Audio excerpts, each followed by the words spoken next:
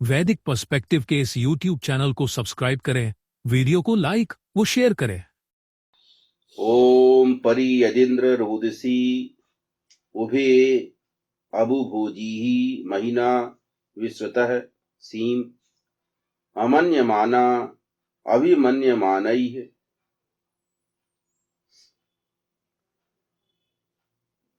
निह ब्रह्मभिः अधमो दस्युमिंद्र।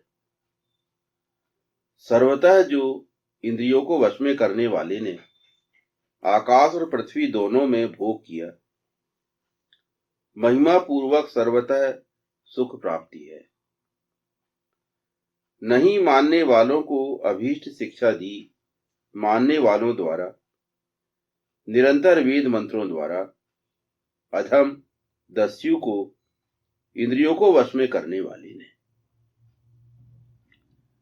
ये ऋग्वेद के प्रथम मंडल के 33वें सूक्त का 9वां मंत्र। इस मंत्र के ऋषि हैं भगवान हिरण्यस्तूप महिमवत आंगिरस। देवता है इसका इंद्र। छंद है इसका निश्चित त्रिष्टु और स्वर है इसका त्रिष्टु देवता।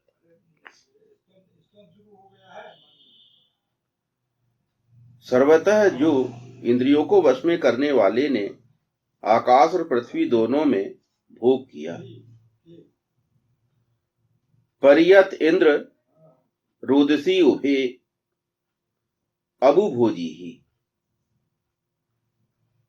विश्वतः।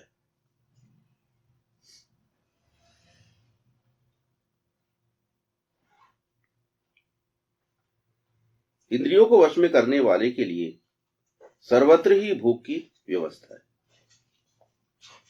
आकाश और पृथ्वी दोनों में ही इंद्रियों को वश में करने वाला भोग प्राप्त करता है। आकाश और पृथ्वी मतलब अब पूरे ही विश्व मान लो, पूरी सृष्टि मान लो भाई। जब जमीन और आकाश सब हो गए तो बचा क्या? आकाश में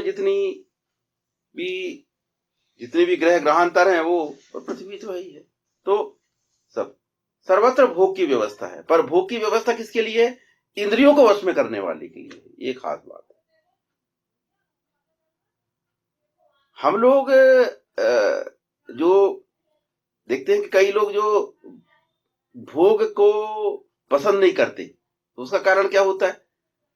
वे लोग इंद्रियों को वश में नहीं कर पाते। एक्चुअली जो इंद्रियों को वश में करने वाला रहता है वो भोग का विरोधी नहीं रहेगा। जैसे अपन देखते हैं कि औरत भोग कौन लोग नहीं कर पाते? जिसके अंदर पुरुष चिड़ रहता है। जिनका पुरुष चिड़ रहता है वो कहेंगे औरत जो है वो नरक का द्वार है,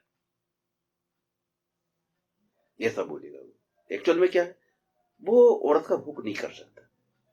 तो यहां बहुत सारे जो धर्म के विषय में या त्याग के विषय में, तपस्या के विषय में जो बहुत सी बातें प्रचलित हैं, वो ऐसे लोगों के द्वारा प्रचलित की गई हैं, ऐसे लोगों के द्वारा प्रचारित की गई हैं जो कि वो भोग कर ही नहीं सकते। इसके लिए सत्यार्थ प्रकाश में ऋषि दयानंद ने बताया था कि एक नकटा संप्रदाय था कि एक व्यक्ति की नाक कट गई तो उसने ये बोलना शुरू कर दिया कि मेरे को भगवान दिखाई दे रहे हैं, क्योंकि उसको मालूम था कि वैसा लोग मेरे को नकटा बोलेंगे। तो कोई नकटा ना बोले, इस अपमान से बचने के लिए उसने ये शुरू किया कि भाई मुझे तो ईश्वर के दर्शन हो रहे हैं। जब से नाक कटी उसी दिन से ईश्वर के दर्शन हो रहे हैं। तो जब उन्होंने ऐसा प्रचारित किया तो बाकी लोग उसको सौभाग्यशाली समझने लगे। अरे यार, ये तो बहुत लकी आदमी है।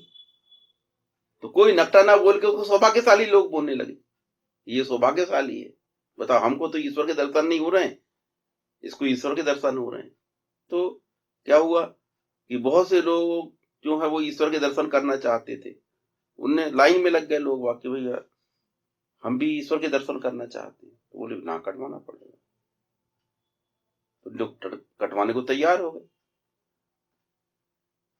तो बस जब वो नाक काटे तो उनके कान में बोल दे कि देख, अब तू अगर ये नहीं बोलेगा कि मेरे को ईश्वर नहीं दिख रहे हैं, तो लोग तेरे को नकटा बोलेंगे बेटा। तो तू बोल कि मेरे को ईश्वर दिखाई दे रहे हैं। तो जो तो कटवाई चुका है नाक, तो वो बोलेगा ही। ने कहा वो नहीं बोला, अरे वो चिल्लाना चालू कर दिया कि मेरे को भी ईश्वर के दर्शन हो रहे हैं। ऐसे करके कई लोग नकटे हो गए। एक नकटा संप्रदाय चालू हो गया, जो कि ईश्वर का भक्त थे, ईश्वर के दर्शन करने वाले थे। अब कई लोग उसमें भ्रमित हो गए। तो एक कोई बुजुर्ग था, उसके लड़के भी नाक कटवाने को तैयार हो गए।